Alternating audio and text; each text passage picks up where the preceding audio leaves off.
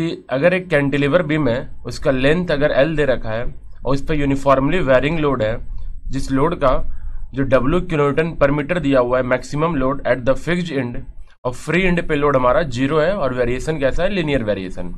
तो ऐसे बीम्स को हमने डबल इंटीग्रेशन मेथड से सॉल्व किया था, लेकिन वहां पे क्या हुआ था, कैलकुलेशन बहुत अधिक हमें करना पड़ता है। तो यहाँ पे हम मोमेंट एरिया मेथड से बहुत ही आसानी से कैलकुलेट कर सकते हैं। तो सबसे पहले आप क्या करेंगे, इसका बेंडिंग मोमेंट डायग्राम ड्रॉ कर लेंगे। तो ये बना था इसका हमारा बेंडिंग मोमेंट डायग्राम।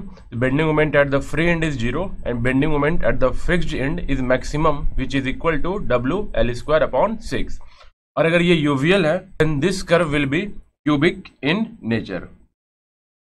तो ये कर्व कैसा होगा, क्यूबिक होगा, क्योंकि लोड हमारा यूवीएल है।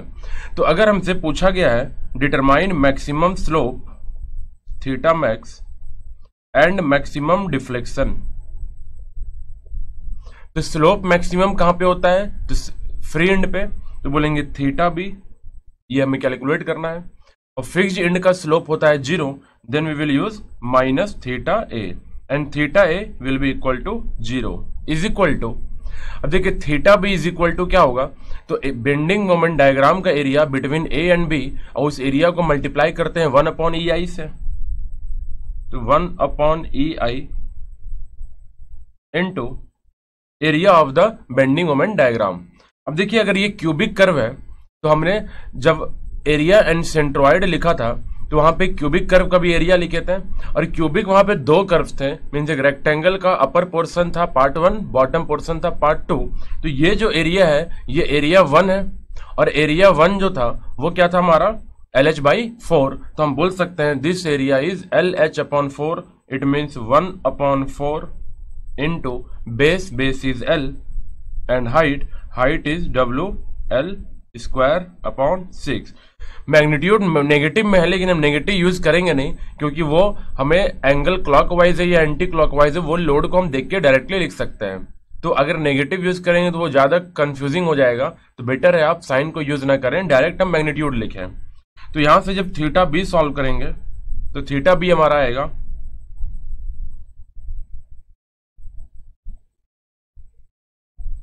WL/24EI, और ये जो थीटा बी है this theta B is theta maximum. और अगर कैंटिलीवर बीम है, लोड डाउनवर्ड है, तो ये डिफ्लेक्शन होगा डाउनवर्ड, तो ये एंगल जो मिलेगा दिस एंगल इज क्लॉकवाइज। तो हम बोल सकते हैं this theta B is clockwise in nature. तो जैसा हमने स्लोप कैलकुलेट किया उसी तरीके से डिफ्लेक्शन का इक्वेशन लिख लेंगे, और डिफ्लेक्शन का इक्वेशन क्या होगा, तो YB minus YA and deflection at A is 0 is equal to, जब डिफ्लेक्शन का इक्वेशन लिखते हैं तो लिखते हैं A/EI इंटू एक्स बार। तो A/EI तो हमारा स्लोप है, तो इस स्लोप को लिख लेंगे डायरेक्टली इंटू एक्स बार। अब देखिए जब हमने इसका एरिया 1 का जो सेंट्रोइड लिखा था, that centroid is L/5, but वो सेंट्रोइड जब L/5 था तो वो हमारा डिस्टेंस लेफ्ट से सेंटर का डिस्टेंस था, बट हमें यहां जो एक्स बार लिखना है वो इस सेंटर से B का डिस्टेंस लिखना है, because B is non zero slope.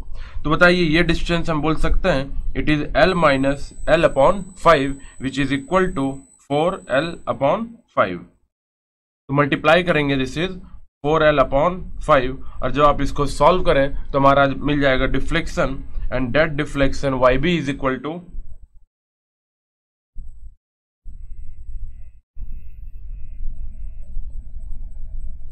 WL4/30EI, and this deflection is downward because load is downward, and this YB is maximum deflection।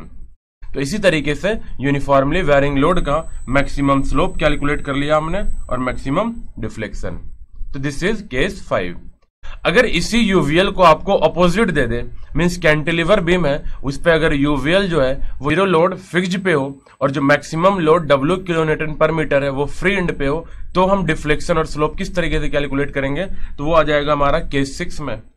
देखिए अब ये प्रॉब्लम है कि जो यूवीएल है उसका फ्री लोड है, जो जीरो लोड है वो फिक्स्ड एंड पे है, और जो मैक्सिमम लोड है W किलोन्यूटन पर मीटर वो हमारे फ्री एंड पे है, और ये यूवीएल है, यूनिफॉर्मली वेरिंग है।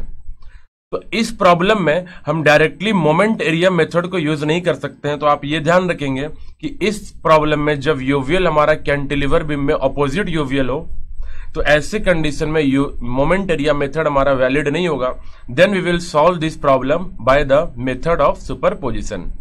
तो ये मेथड ऑफ सुपरपोजिशन क्या होता है? तो हम बोल सकते हैं कि इट इज इक्वल टू, अब देखिए ये जो लोडिंग है जो हमारा प्रॉब्लम में दिया हुआ था, इस लोडिंग में इस पोर्शन में अगर हम लोड को फिल कर दें कंप्लीटली, तो अगर यहां पे लोड फिल हो जाएगा तो ये क्या बन जाएगा? That is UDL. तो इसको हमने इक्वल टू लिख लिया कि दिस बीम इज यूडीएल, कि जो जिस जहां पे स्पेस खाली है उस स्पेस को हमने एक लोड को फिल किया, एक एजम्पशन किया हमने कि वहां पे लोड कंप्लीट भरा हुआ है। तो जब लोड कंप्लीट फिल्ड होगा तो ये बीम जो है वो यूडीएल का कंडीशन में आएगा। तो इस यूडीएल के कारण हमें फ्री एंड का यहां का हमें डिफ्लेक्शन और स्लोप पता है, that is late y1 and θ1। क्योंकि कैंटिलीवर बीम पे यूडीएल का डिफ्लेक्शन और स्लोप हमने अभी जस्ट पहले कैलकुलेट किया था। अब इतने लोड में से जो जितना लोड आपने एक्स्ट्रा फिल किया है उतना ही लोड को अगर हम माइनस कर दें, तो बताइए उस यूवीएल में से अगर हम इतना पार्ट कट कर दें,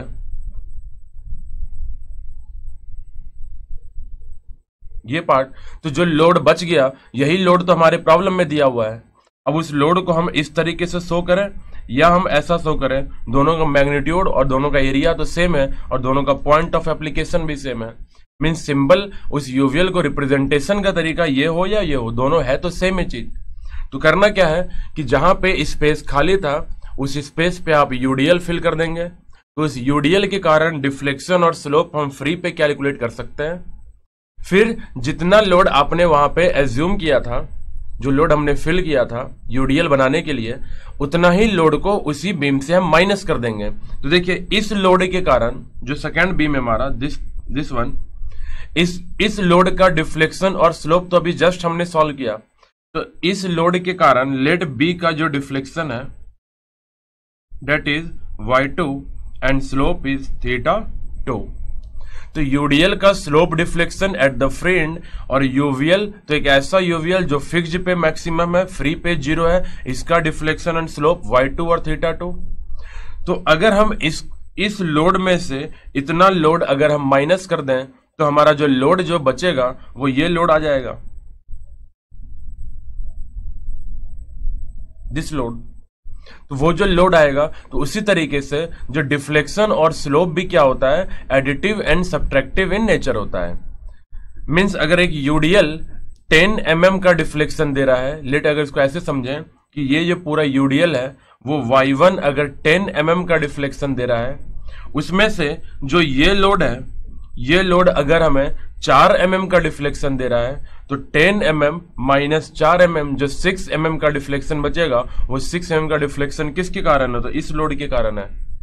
तो इसी तरीके से हम इस प्रॉब्लम का डिफ्लेक्शन एंड स्लोप कैलकुलेट करते हैं। तो क्या करेंगे, जो प्रॉब्लम अगर दिया हुआ है पहला बीम कि कैंटिलीवर बीम फ्री पे 0, फिक्स्ड पे मैक्सिमम लोड, और अगर वेरिएबल है यूवीएल लोड है, तो हम उसको कंप्लीट यूडीएल बना देंगे और यूडीएल में से यूवीएल माइनस कर देंगे जो आपने लोड एक्स्ट्रा फिल किया था। तो इन दोनों का डिफ्लेक्शन और स्लोप का फॉर्मूला पता है, तो अगर इन दोनों को माइनस कर ले तो हमारा net deflection at slope net deflection and slope eight the free and calculate हो जाएगा।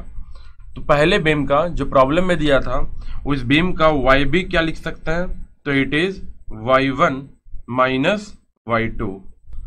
तो जो यूडीएल का डिफ्लेक्शन था वो क्या मिला था, it is WL4 upon 8EI minus ये जो यूवीएल है, दिस यूवीएल, इस यूवीएल का जो डिफ्लेक्शन मिला है that is WL4 upon 30EI।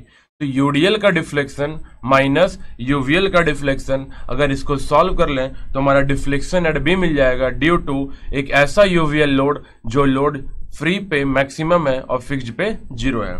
When you solve this, we will get deflection at B, which is equal to, this is 11 WL4 upon 120 EI, and this deflection is downward. Similarly हम theta B भी calculate कर सकते हैं, that is theta 1 minus theta 2, और UDL के कारण जो theta था that is WLQ upon 6EI minus UVL के कारण जो थीटा था that is WLQ upon 24EI. When you solve this, we will get slope at B due to UVL load, जो प्रॉब्लम में हमें दे रखा है. This is 3WLQ upon 24EI, which can be written as WLQ upon 8EI. और जब beam deflect नीचे होगा तो एंगल विल बी क्लॉकवाइज. ये हो गया हमारा maximum deflection and this is maximum slope.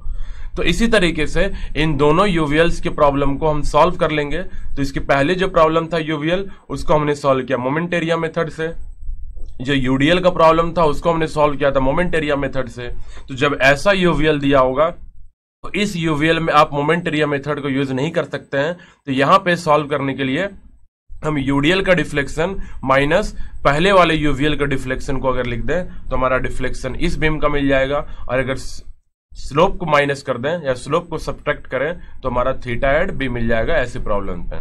तो इसी तरीके से आपको कैंटिलीवर के प्रॉब्लम्स को सॉल्व करना है. तो I hope you have understood this topic कि how to calculate deflection and slope in cantilever beams with the help of moment area method. I hope at the end of this lecture now you will be able to determine slope and deflection using Maclaurin's method for different types of loading conditions. यहाँ पे हमने किसी भी beam पे मैक्यूलेज method को use करते हुए slope और डिफ्लेक्शन को कैसे डिटरमाइन करते हैं वो आप अच्छे से समझे होंगे. तो मैक्यूलेज मेथड हम तब यूज करते थे जब आपका डबल इंटीग्रेशन मेथड यूज नहीं हो सकता है. तो आप इतना अच्छे से समझ चुके होंगे